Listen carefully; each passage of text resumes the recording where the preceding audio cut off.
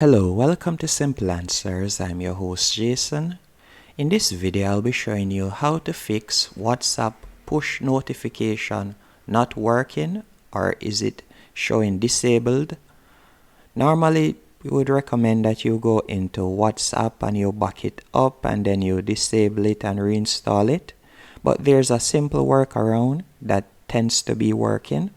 The first thing that you need to do is go into Settings. Once in Settings, you're going to scroll down and tap on General. Then you're going to scroll all the way down and you're going to tap on Transfer or Reset iPhone. From here, you're going to tap on Reset. Then you want to select Reset Location and Privacy. After you have done that, you won't lose any data or so on. And now when you go into Notifications, and scroll down and select WhatsApp, you will realize that you can now allow notifications and edit the type of alert that you would like to receive for WhatsApp. Hope you found this video helpful and informative.